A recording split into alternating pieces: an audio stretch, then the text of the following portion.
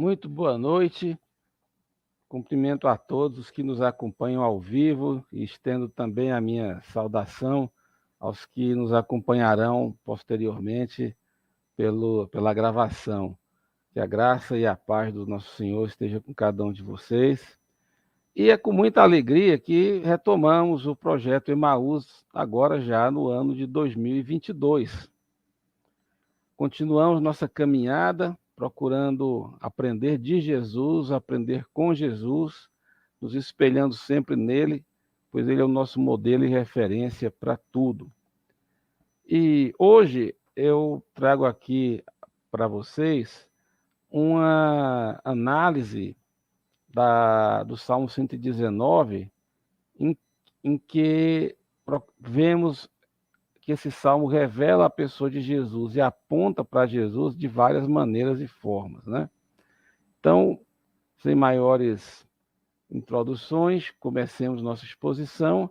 Se o pessoal aí puder projetar o PowerPoint. Eu enviei esse arquivo para a lista de todos os participantes. Então, quem tiver interesse, pode olhar agora ou depois. E então, seguindo aqui, o que eu vou explicar? Jesus no Salmo 119. Esse é o capítulo mais extenso da Bíblia, 176 versículos.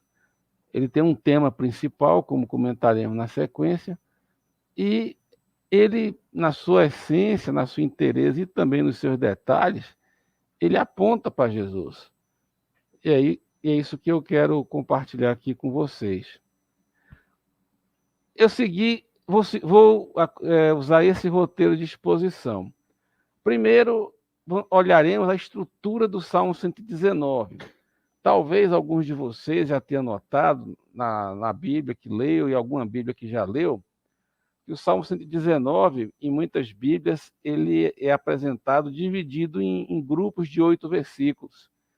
E algumas Bíblias colocam o nome de uma letra hebraica, identificando cada um desses grupos de 8 versículos.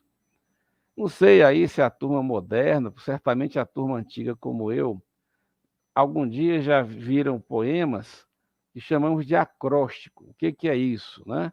O acróstico é uma expressão literária, é um poema em que a primeira letra de cada verso do poema forma uma coluna com o nome de alguém ou uma frase. Então, a primeira letra de cada poema, se lermos essa primeira letra numa coluna sequencial, a primeira letra de cada verso, formará o nome de alguém ou uma frase. O nome dessa estrutura é acróstico. E eu vou mostrar na sequência que o Salmo 119 é um acróstico do alfabeto hebraico. E o que isso tem a ver com Jesus? Comentaremos na sequência. Eu preciso manter vocês interessados, né? Bom, o alfabeto é o tijolinho que usamos para escrever e identificar todas as palavras de um idioma.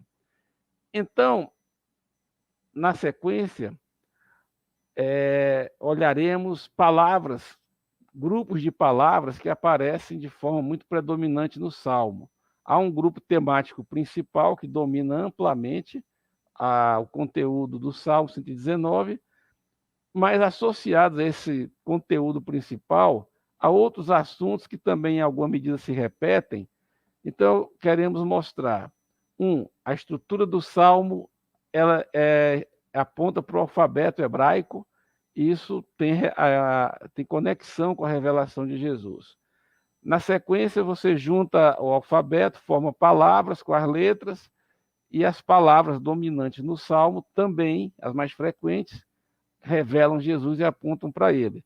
E o conjunto de palavras, de forma organizada e lógica, forma frases que descrevem assuntos, que tratam de temas, alguns deles de forma até repetitiva no Salmo 119, e esses assuntos também têm muita correlação com a pessoa, com a palavra do nosso amado Senhor Jesus Cristo. Então, esse é o nosso roteiro, e vamos seguir aqui, então. Agora, a primeira recurso visual. O alfabeto hebraico está ali capturado, ele tem 22 letras.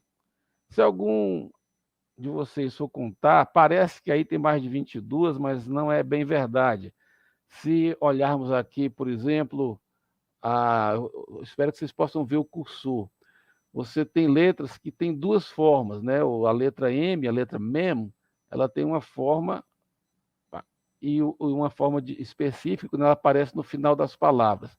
Isso acontece com mais 2 ou 3 letras do alfabeto hebraico, só para dizer que, de fato, são 22 letras. Agora, letras são usadas para compor palavras. E aqui, então, digamos, na camada seguinte, que são as palavras, nós já temos ali, já relacionei as palavras que constituem o tema dominante.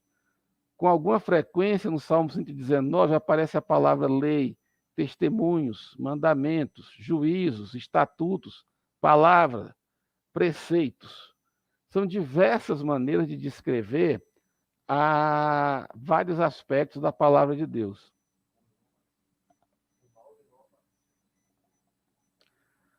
Então, aqui vocês podem ver que aparece aqui, então, o alfabeto e vai formar palavras.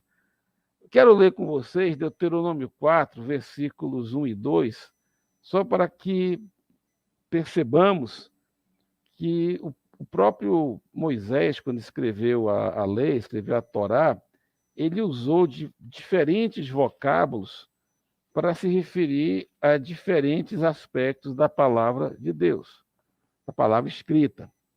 Então, passo a ler aqui Deuteronômio 4, 1 e 2. Agora, pois, ó Israel, ouve os estatutos e os juízos que eu vos ensino para os cumprires, para que vivais e entreis e possuais a terra que o Senhor Deus de vossos pais vos dá. Não acrescentareis a palavra que vos mando, nem diminuireis dela, para que guardeis os mandamentos do Senhor vosso Deus que eu vos mando. Então, aqui, no verso 1, nós temos a expressão ouve os estatutos, os juízos. E no versículo 2 encontramos mandamentos e palavra. Então, me parece o seguinte: palavra se refere ao conjunto daquilo que Deus inspirou para ser escrito. Nesse conjunto completo existem mandamentos, comandos que devem ser obedecidos. Mas também existem partes que são como que regras para a vida civil, são estatutos. Olha, se acontecer isso com o seu vizinho, então essa questão se resolve dessa maneira. São estatutos para a vida civil, para a vida em comunidade, né? Há juízos também. Deus, na palavra de Deus, há expressões de certo e errado, de bênção e de maldição, de aprovação e de condenação. São juízos de Deus ali registrados como parte da palavra. E há preceitos também, às vezes preceitos até de saúde e de higiene. Vários preceitos da lei de Moisés têm muita correlação com práticas sanitárias e cuidados de alimentação. Então, esse conjunto de diferentes palavras, ele é muito dominante no Salmo 119, mas elas se referem à palavra de Deus no geral e a vários aspectos que compõem parte dessa palavra, com vários enfoques e aplicações. Há outros vocábulos também no Salmo 119 que apontam para outras áreas, não tão dominantes quanto essa área principal, que chamaríamos a palavra sobre a palavra, palavras sobre a palavra de Deus, né, que descreve a palavra de Deus. Mas, por exemplo, com frequência aparecem referências à alma, ao coração, há uma boa quantidade de referências ao caminho. E lâmpada, luz, revelação, olhos, cada palavra dessa aparece, são 19, mas não com tanta frequência, mas elas formam um conjunto que aponta para a iluminação, para enxergar, para perceber a realidade a partir de uma perspectiva maior. E a partir daí, então, as palavras formam frases que descrevem verdades e assuntos e temas. E essa é a terceira coluna à direita aqui dessa projeção. O Salmo 119 tem um tema principal, que é a palavra de Deus em seus diversos aspectos e ênfases, mas há vários outros temas que estão associados a esse tema principal. Lâmpada para os meus pés é a tua palavra e luz para os meus caminhos. Caminho é uma palavra que aparece com frequência, né? Aqui fala também no versículo 130, que está aí nessa coluna, a entrada das tuas palavras dá luz e dá entendimento aos simples. Então, a palavra de Deus como fonte de luz verdadeira que ilumina a mentalidade de cada um que tem acesso a ela. Também uma área temática muito frequente aí é a alma. Aliás, é impressionante como alma e coração aparecem com frequência nesse salmo. E aqui, esse versículo que eu transcrevi, passo a ler: a minha alma consome-se de tristeza, fortalece-me segundo a tua palavra. Ora, a palavra de Deus aqui é vista como fonte de vida, de força e de alegria. Há várias ocorrências no Salmo 119 com esse enfoque, e que comentaremos algumas delas. O que eu quero passar a mostrar a vocês? Como que cada camada do Salmo, o alfabeto a partir do qual ele se estrutura, as palavras que aparecem com mais frequência e os temas associados a ela, em cada uma dessas diferentes camadas ou aspectos do Salmo, encontramos revelação de Cristo, apontam para Cristo ou nos revelam Cristo de uma maneira muito viva e muito pragmática.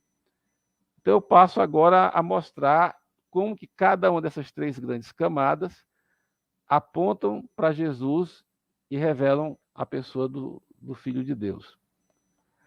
Aqui foi o meu maior desafio de apresentação. Eu fiz uma versão digitalizada aqui do Salmo 119. Então, vocês podem ver ali à direita, o 119 é o número do Salmo, e tem duas setinhas azuis apontando para a primeira letra do versículo 1 e para a primeira letra do versículo 2. Eu não sei se eu consigo aumentar aqui o zoom da imagem, mas essa, se vocês perceberem, é a mesma letra. É a letra Aleph. Então, a primeira letra do versículo 1 aparece ali, é Aleph. A primeira letra do versículo 2, a segunda setinha azul aponta, é a mesma letra. E já na página da esquerda, em cima, eu coloquei uma setinha azul apontando para a primeira letra do versículo 8, que também é Aleph. Aí, a partir do versículo 9, tem uma seta alaranjada que aponta para a primeira letra do verso 9, que é a letra Beit, que é a segunda letra. E assim, os 8 versículos do 9 ao 16 começam com a segunda letra, que é o Beit. Muito bem, eu projetei essa digitalização do Salmo 119 para que vocês percebam o seguinte: o Salmo ele está agrupado em sequências de 8 em 8 versículos, e cada grupo de 8 versículos começa com uma letra do alfabeto hebraico, e esses grupos estão na exata sequência das letras do alfabeto hebraico. São 22 letras, então os 8 primeiros versículos começam com Aleph, que é a primeira letra. Os 8 versículos seguintes começam cada um deles com a segunda letra, que é a letra Beit.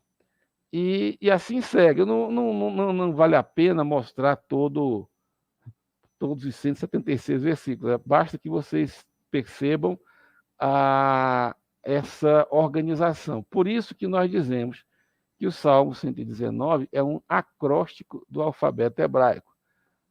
Espero ter conseguido explicar isso.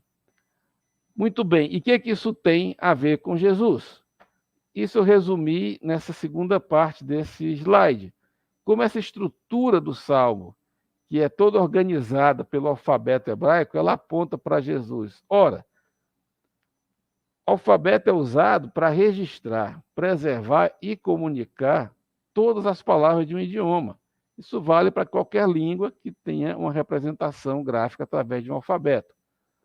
A maioria das línguas hoje tem um alfabeto e que, através do alfabeto de cada idioma, podemos registrar todas as palavras do idioma, preservar a palavra escrita, que realmente pode ser preservada, a palavra apenas falada acaba se perdendo ou se misturando, e, afinal, comunicar com segurança. Então, o Salmo 119, queridos irmãos e irmãs, ele não foi estruturado assim por acaso. Jesus disse no Evangelho de Mateus que nem a menor letra do alfabeto hebraico, que é o iode, nem um pedacinho de letra, que são tracinhos que distinguem pares de letras, como o nosso C e o cedilha, a diferença do C e do cedilha é só um tracinho, que nem a menor letra e nesse pedacinho distintivo de pares de letras vão deixar de se cumprir da palavra de Deus. Então, Jesus ele atestou que a forma como a palavra de Deus foi escrita também é importante e tem um caráter preservado. Então, o alfabeto ele aponta para todas as palavras do idioma. Ele é a maneira de registrar, preservar e comunicar todas as palavras do idioma. Ora, o maior capítulo da Bíblia foi estruturado dessa forma, e quando Jesus estava no caminho de Emaús com os discípulos, toda a palavra de Deus que havia escrito estava escrita em hebraico e um pedacinho em aramaico, mas o alfabeto aramaico é praticamente igual ao hebraico. Então, esse alfabeto, ele representa todas as palavras do idioma hebraico, figuradamente. E Jesus, isso nós lemos em João 1:1 e 1:14, Jesus é o verbo, ele é a palavra que se encarnou, palavra de Deus. Toda a palavra de Deus está encarnada em Jesus. E o verbo se fez carne e habitou entre nós. Esse é o verso 14 de João, capítulo 1. Então, a estrutura do Salmo 119 representa o alfabeto do idioma que Deus usou para escrever a Bíblia, que existia até aquela época. E o alfabeto, na minha leitura, representa todo o idioma. E Jesus é a palavra de Deus encarnada. Então, esse salmo, na sua forma de estruturar, ele usa o alfabeto e isso representa o idioma, todas as palavras, e Jesus é a palavra de Deus que se fez carne. Toda a palavra de Deus está contida no Filho. Lembro aqui desse texto de Hebreus 1, verso 1, que diz que no passado, né, tendo Deus outrora falado de muitas maneiras aos nossos pais pelos profetas, hoje nos fala em Jesus. Ora, imagino eu que quando o autor de Hebreus escreveu, Jesus já estava no céu, em glória, né? Mas Jesus, a grande fonte de revelação de Jesus continua sendo a palavra de Deus escrita. Então, para que Deus nos fale em Jesus, nós precisamos da palavra escrita, precisamos do Espírito Santo. Então, esse é o primeiro ponto que eu queria mostrar a vocês. A estrutura do Salmo, seguindo o alfabeto hebraico, da primeira à última letra, isso, para mim, já aponta para aquele que é a palavra de Deus encarnada, porque o alfabeto representa todo o idioma e todas as palavras do idioma. Esse é o primeiro ponto. Vamos ao segundo grande tema. Agora, coisas bem interessantes aqui. Muito bem. Letras formam palavras. Então, vamos examinar agora os principais conjuntos de vocabulário que aparece no Salmo 119. Já comentei brevemente os possíveis e diversos sentidos desse primeiro grande grupo. Lei, cerca de 25 ocorrências no Salmo. Testemunhos, cerca de 22. Eu coloquei cerca de, porque eu posso ter errado na contagem um pouquinho para lá ou para cá, mas não errei por muito não. Eu fiz um levantamento com algum critério. Testemunhos, mandamentos, juízos, estatutos, palavra, ou no singular ou no plural, cerca de 39 ocorrências, em 176 versículos. E preceito, cerca de 18. Agora, olha que coisa reveladora. No total, esse conjunto de termos somada à ocorrência de cada um deles, totaliza cerca de 170 ocorrências num salmo, que tem 176 versículos. Então, olha como uma revelação se soma a outra. Ele usa o alfabeto para se estruturar. O principal conjunto de vocábulos que ele usa com mais frequência, todos eles apontam para a palavra de Deus em vários aspectos e sentidos. E, de novo, palavra aponta para Jesus. Jesus é a palavra encarnada, e a Escritura Sagrada é a revelação escrita que aponta para o Filho. Jesus disse lá no caminho de Emaús, que temos repetido aqui com alguma frequência, né? Tudo que de mim foi escrito, está escrito na lei de Moisés, nos Salmos e nos profetas. O texto sagrado, principal assunto do texto sagrado é a revelação do Filho. E aqui, esse capítulo, que é o mais extenso da Bíblia, que alguns dizem que é o capítulo central da Bíblia, além de usar o alfabeto, ele também, o seu principal conjunto de vocábulos, todos apontam para Jesus, porque todos têm a correlação íntima com a palavra de Deus em seus diversos aspectos e ênfases. Outras palavras que aparecem com alguma frequência, eu anotei ali. Alma, 8 vezes, coração, 15 vezes, caminho, 11 vezes. E, novamente, aqui, irmãos, isso aponta novamente para Jesus. Vamos lá para João 14, verso 6. Evangelho de João, capítulo 14, versículo 6. É bem conhecido o texto. Lemos o seguinte: disse-lhe Jesus: eu sou o caminho e a verdade e a vida. Ninguém vem ao Pai senão por mim. Ora, o Salmo 119, comentarei com mais detalhe na última parte dessa exposição, ele fala muito do caminho da pessoa e o caminho que agrada a Deus. Ora, Jesus é o caminho. Ele é o caminho que leva ao Pai. Ele é a única maneira de alcançar a salvação e a vida eterna. Então, no Salmo 119, quando fala em caminho, fala que a palavra é lâmpada para os pés e luz para o caminho, por exemplo. Ou seja, Jesus é quem ilumina o nosso caminho para que caminhemos no caminho que agrada a Deus.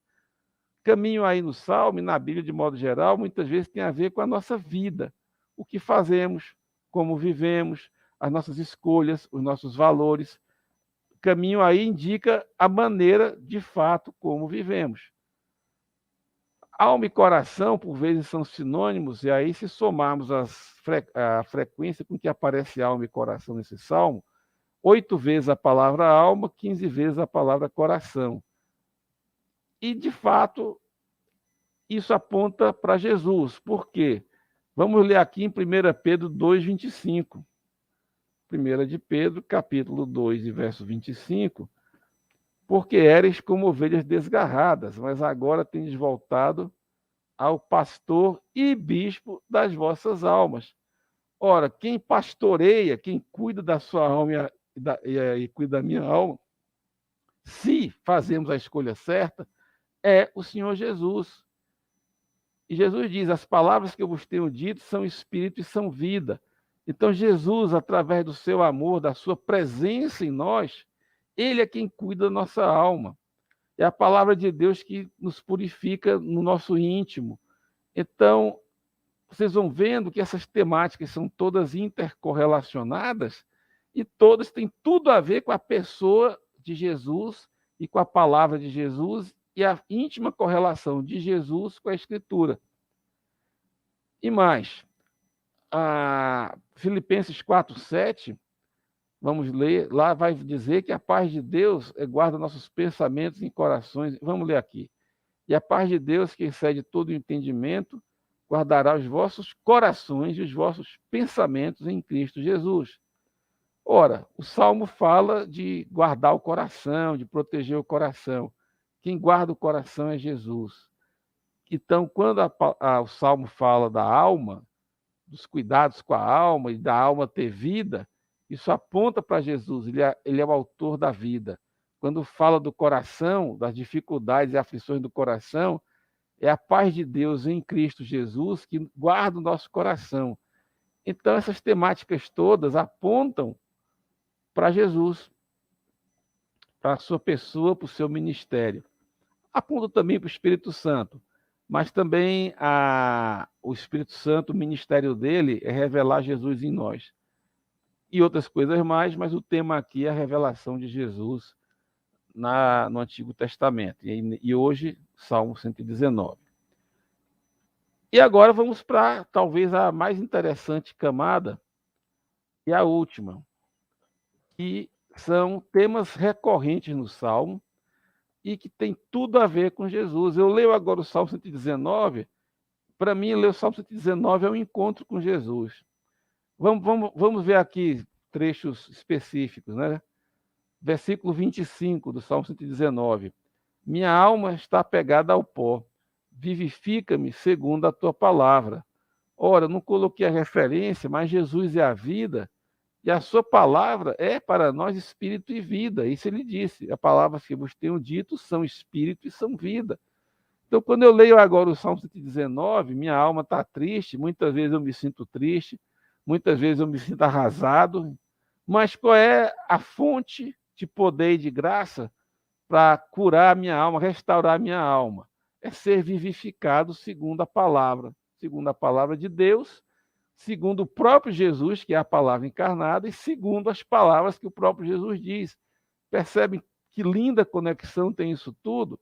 Meus irmãos, quando lemos o Salmo 119, estamos lendo sobre Jesus. Ele é a palavra. E o Salmo aponta direto para isso. E o poder que opera e a graça que está presente em Jesus e na palavra de Deus aparecem descritas no Salmo em diversas maneiras. Vamos ver mais um aqui, versículo 28. A minha alma consome-se de tristeza. Fortalece-me segundo a tua palavra. O versículo 107. Estou aflitíssimo. Vivifica-me, ó Senhor, segundo a tua palavra. Irmãos, é restaurador. Minha alma está triste, estou muito aflito, minha alma está pegada ao pó. Quantas e quantas milhões de pessoas, ou até bilhões, não estão enfrentando tristezas, dores, aflições, por uma série de coisas da vida, agravadas por essa pandemia que insiste em não ir embora. E por outros fatores mais que eu vou me abster de comentar agora. Mas a leitura do Salmo 119 vai nos colocar em conexão com Jesus, com a vida que há nele. Ele é o autor da vida, ele é a vida, e a palavra dele gera a vida dele em nós.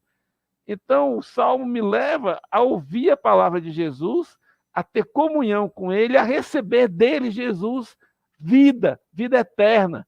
É isso também que eu coloquei aqui na coluna direita desse slide, que Jesus nos dá a vida eterna, e vida eterna é conhecer a ele, conhecer o Pai, isso está em João 17, e também está lá em Efésios, que Cristo habita em nossos corações pela fé.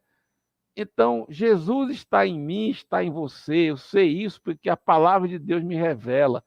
E a palavra de Deus é o poder de Deus para operar mudanças em mim e em você. A palavra de Deus não volta vazia, mas o principal resultado que ela quer gerar em todos nós é a vida de Jesus, é transformar a minha cabeça e a sua, é proteger nossos pensamentos e emoções em Cristo Jesus. Também aparece com alguma frequência nesse salmo a palavra coração. Coloquei aqui 2 versículos. Escondi a tua palavra no meu coração para eu não pecar contra ti. Os teus testemunhos tenho eu tomado por herança para sempre, pois são o gozo do meu coração. Estas palavras, agora citando Deuteronômio, né, que hoje te ordeno, estarão no teu coração. Quando Jesus foi para o confronto com o diabo, ele levou a palavra de Deus guardada, internalizada no seu coração. E sempre resistia aos ataques do inimigo com a palavra guardada no coração. E Cristo, ele que é a palavra encarnada, ele habita pela fé em nossos corações. Então, novamente, escondi a tua palavra no meu coração para não pecar contra ti.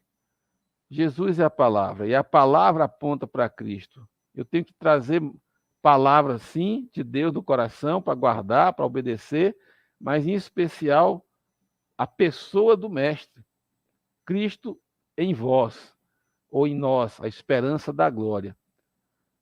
E o versículo 111, que eu copiei na coluna esquerda aí, fala de algo que é muito precioso para hoje.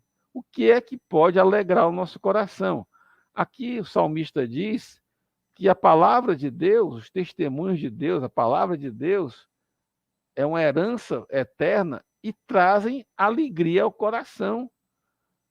Meus irmãos, minhas irmãs, eu acho que todos nós, em escala maior, menor, em momentos mais longos ou mais breves, temos ultimamente lutado para ter alegria, para nos alegrarmos, para manter na nossa alma e nosso coração a alegria pelo dom da vida. Estamos vivos, amém, isso é uma alegria. E a palavra de Deus aí colocada, que representa Jesus e aponta para ele, alegra o coração. Meus irmãos, minhas irmãs, aqui eu me atrevo a dizer que não há verdadeira consolação no contexto atual, nem em qualquer outro contexto da história ou da vida. Não há verdadeira alegria, verdadeira consolação que não seja fruto do poder da palavra de Deus em nós, nos limpando, nos purificando e gerando a vida de Cristo em mim e em você. Logo, não sou eu quem vivo, mas Cristo vive em mim.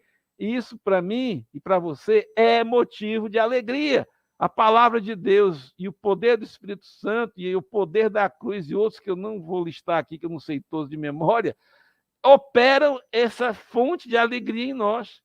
E aqui enfatizo essa tremenda verdade, porque precisamos dessa alegria verdadeira interior que vem da palavra de Deus, da presença de Jesus em nós. Então, trouxe aqui um exemplo. Agora, o Salmo, ele associa a palavra de Deus a vários outros temas e assuntos. Não pretendo esgotar, mas pretendo apresentar mais um. Aqui, não por acaso, escolhi esse tema recorrente no Salmo 119 para o último, porque ele mais ou menos tem um caráter de englobar a nossa vida. É o caminho que agrada a Deus. Bom, versículo 1 aqui. Bem-aventurados os retos em seus caminhos que andam na lei do Senhor. A primeira palavra do Salmo é bem-aventurado, feliz. Porque a grande fonte de bem-aventurança e felicidade é a palavra de Deus, de uma maneira mais direta, e a pessoa de Jesus, de uma maneira mais plena e eterna. Bem-aventurado quem encontrou Jesus e foi encontrado por ele. Bem-aventurado quem nasceu de novo. Bem-aventurado quem anda no caminho estreito que leva à vida. Então, a primeira palavra desse salmo já pronuncia uma bênção poderosa, transformadora, redentora. Bem-aventurados. Agora, os retos em seus caminhos. E qual é o caminho reto que agrada a Deus? É Jesus. Eu sou o caminho. Então, seguir Jesus significa fazer o que ele manda, praticar o que ele ensina, ser como ele é, ter o mesmo caráter, a mesma santidade. Então, bem-aventurados os homens que seguem seus caminhos, a lei do Senhor. Hoje, a lei do Senhor aponta para Jesus, então bem-aventurados os que têm Jesus como o caminho a ser seguido. Felizes, libertos, salvos. Outro texto, o texto do Salmo, verso 9. Como purificará o jovem o seu caminho? Observando, segundo a tua palavra. Em Efésios, nós lemos no capítulo 5 que Jesus purifica a igreja pela palavra. Ora, esse princípio está aqui. O jovem, ou o velho, ou o adulto, aqui falou do jovem porque parece que o jovem sempre foi mais bombardeado por tentações de certas ordens aí. Mas isso vale para todos, jovens, adultos e anciãos. Como qualquer um de nós vai manter um caminho puro e santo? A partir da palavra de Deus. sendo lavado, purificado pela palavra de Deus. É o mesmo princípio que está nesse texto de Efésios 5, em que diz que Jesus purifica, santifica a igreja pela lavagem da água, pela palavra.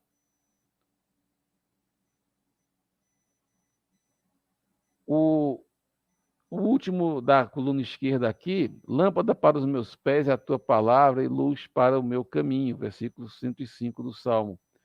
Ora, lâmpada, luz, iluminação. Jesus é a luz do mundo, é a verdadeira luz. Nós somos a luz do mundo, mas a nossa luz é Jesus. Quem nos ilumina é o Senhor e a palavra de Deus também, porque lâmpada para os meus pés é a palavra. Qual o sentido aí? Eu estou andando de noite, eu não quero tropeçar. Eu preciso de uma luz, de uma lâmpada, para que eu possa iluminar o meu caminho e eu não cair em nenhum buraco ou armadilha. É assim que funciona a palavra de Deus, é assim que é a pessoa de Jesus. Ele falou: eu sou a luz do mundo. E a palavra também é luz. Claro, Jesus é a palavra, tem hora que a gente pode falar de um e de outro quase que indistintamente, né? Então, também lendo mais um aqui, o versículo 33, é o penúltimo na coluna da esquerda. Ensina-me, ó Senhor, o caminho dos teus estatutos e guardá-lo-ei até o fim. E todo aquele que perseverar até o fim será salvo. É o que o Senhor disse lá no sermão profético. Então, o Salmo 119, ele fala do caminho de cada um de nós, mas que há uma maneira, há uma necessidade de que busquemos um caminho mais elevado, que é o que está ali no versículo 27, é o caminho dos teus preceitos. O versículo 27 está ali, que eu passo a ler. Faz-me entender o caminho dos teus preceitos, assim falarei das tuas maravilhas. Eu posso seguir um caminho meu, do jeito que eu quiser, segundo a minha doidice e carnalidade, mas eu posso escolher que eu vou seguir o caminho dos preceitos de Deus, que é o caminho que é Jesus, que é o caminho apontado pela palavra de Deus, em especial pela palavra do Evangelho. Então, caminho às vezes aponta para aquilo que vivemos, mas dependendo do contexto, pode apontar para o caminho de Deus, o caminho que Deus aponta pelo qual devemos seguir.